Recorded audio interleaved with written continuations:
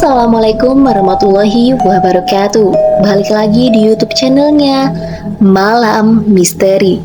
Kali ini aku akan membacakan cerita dari Sweet Yumi Kokolat di sebuah grup Facebook dengan judulnya Pohon. Tapi sebelum aku lanjutin ke ceritanya, buat kalian jangan lupa like, comment, and subscribe ya.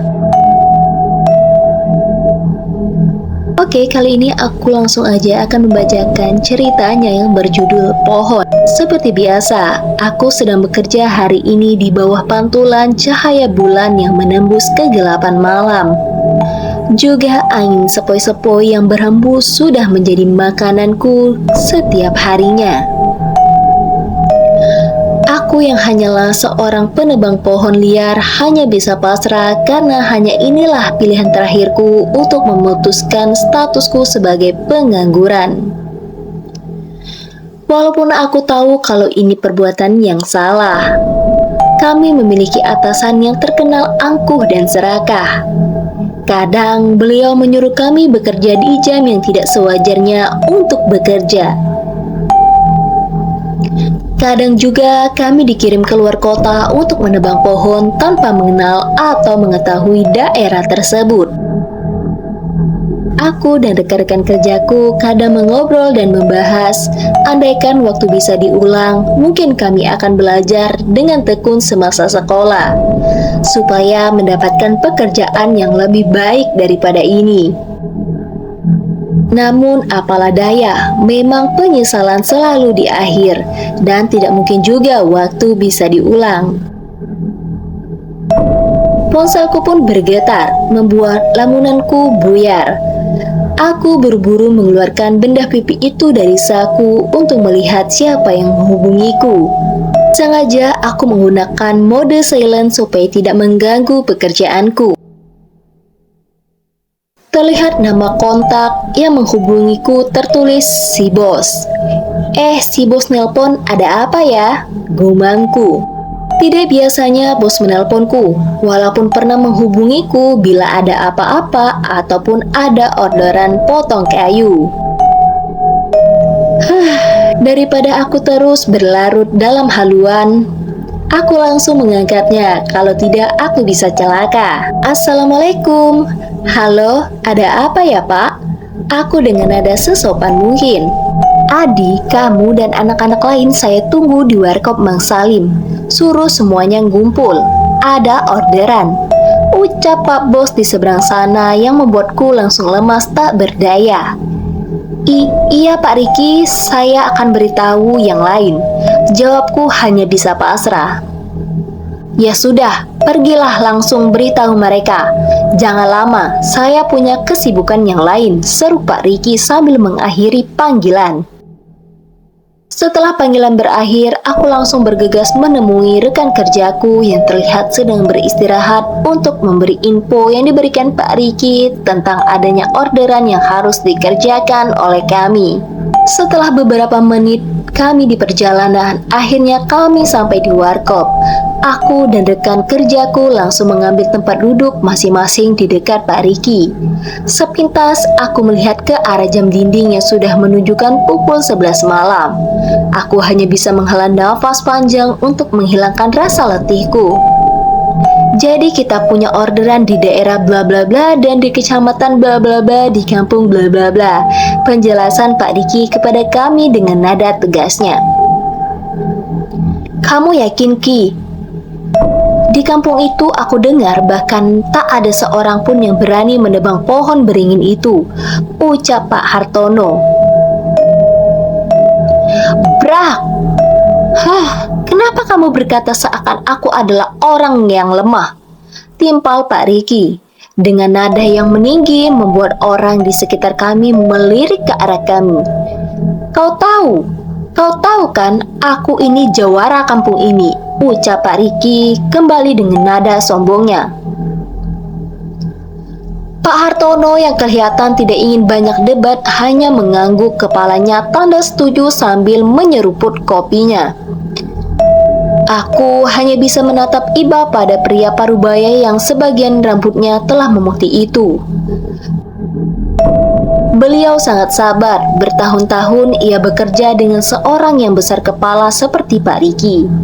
"Siapkan apa yang perlu kalian bawa untuk di jalan," ucap Pak Riki sambil bangkit dari duduknya. Setelah beberapa jam kami sampai di tempat tujuan kami. Kami cukup merinding melihat pohon beringin yang di depan kami. Ukuran pohonnya besar, batangnya yang terlihat sudah tua, dan akarnya yang sudah lebat, membuat kami jadi agak segan untuk menebang pohon ini. "Apa yang kalian lakukan? Kenapa kalian malah diam?" sentak Pak Riki yang mengagetkan kami. "Pak, sebaiknya kita... Pak, tolong hentikan penebangan pohon ini," seru seorang lelaki yang berlari ke arah kami. "Bapak siapa?" kataku kepada laki-laki yang berbadan tegap itu. "Saya RT di kampung ini. Sebaiknya kalian batalkan saja penebangan ini," jawab beliau dengan suara yang sedikit membisik. "Hah? Kenapa?" sentak Pak Riki. "Saya tidak bisa menceritakannya di sini. Mari ke rumah saya biar saya jelaskan semuanya," jelas Pak RT. Kami pun akhirnya sepakat untuk mengikuti Pak RT ke rumahnya. Sesampainya di rumah beliau, Pak RT yang bernama Raden itu menceritakan semua tentang pohon beringin yang besar yang dekat kuburan tadi. Konon katanya beringin itu adalah sebuah istana dari makhluk halus di sekitar wilayah itu. "Apa-apaan Bapak ini? Saya ini sudah beberapa tahun menjadi bos penebang pohon," sentak Pak Riki setelah mendengar penjelasan Pak Raden. "Tak ada tuh kesialan ataupun malapetaka yang terjadi setelah kami menebang pohon," lanjutnya. Setelah mendengar penjelasan Pak Raden, kami langsung pergi kembali menuju letak pohon beringin itu berada. Pak Riki langsung menyambar alat penebang kayu dari salah satu pekerja. "Biar aku saja yang menebang pohon ini. Kalau kalian tidak ada yang berani," teriak Pak Riki ke arah kami. Aku, pekerja yang lainnya, dan Pak Raden hanya bisa menatap beliau dengan terus mencoba menebang pohon beringin itu. Tak lama kemudian, pohon besar itu pun ambruk, hanya dengan satu orang yang menebang. "Nah, kalian lihat kan, aku berhasil menebang pohon ini seorang diri," ucapnya dengan bangga. "Lihat, apa ada Belum selesai Pak Riki berbicara, kami terlonjak kaget melihat pohon beringin yang tadi sudah ditebang tiba-tiba bangun kembali dengan keadaan kokoh seperti sedia kala.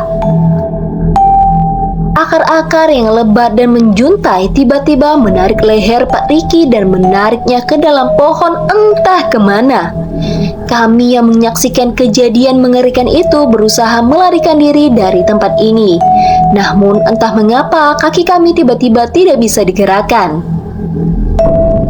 Kami terus berusaha untuk melangkahkan kaki kami, namun tetap tidak bisa. Kami juga mencoba untuk berteriak minta tolong, tapi nihil. Kami tetap tidak bisa melakukan apa-apa. Namun tak lama kemudian ada sosok makhluk hitam berbulu lebat, bermata merah keluar dari pohon menghampiri kami. Dia semakin mendekat ke arah kami. Kami hanya bisa saling berkomunikasi lewat pandangan. Aku lihat rekan-rekanku juga terlihat pucat karena ketakutan. "Tuan, kami sudah melenyapkan manusia angku yang mencoba menghancurkan istana," ucap sosok hitam itu ke arah Pak Raden dengan sangat sopan. Kami terkesiap mendengar perkataan sosok mengerikan itu kepada Pak Raden. Aku pun memandangi wajah beliau, lalu beliau tersenyum ke arahku.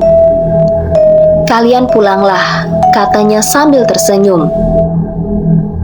Setelah kami mendengar perkataan beliau, kami langsung lari meninggalkan tempat ini dan meninggalkan pria berbadan tegap dengan paras tampan itu. Setelah kejadian itu, aku pun berhenti dari pekerjaan itu dan menjadi anggota pencinta alam yang melakukan reboisasi pada lahan yang gundul di negeri ini. Sebagai penebus dosa dengan apa yang telah aku lakukan terhadap terjadinya bencana alam yang memakan korban yang tidak bersalah karena penebangan pohon liar. Sekian cerita aku kali ini. Kalau kalian suka, kalian boleh langsung komen di kolom komentar dan kasih pendapat tentang cerita ini ya, gengs. Oke gengs, buat kalian yang baru aja gabung di channel YouTube-nya aku, jangan lupa like, comment, and subscribe ya. Dan nantikan terus cerita horor di channel YouTube-nya Malam Misteri. Wassalamualaikum warahmatullahi wabarakatuh.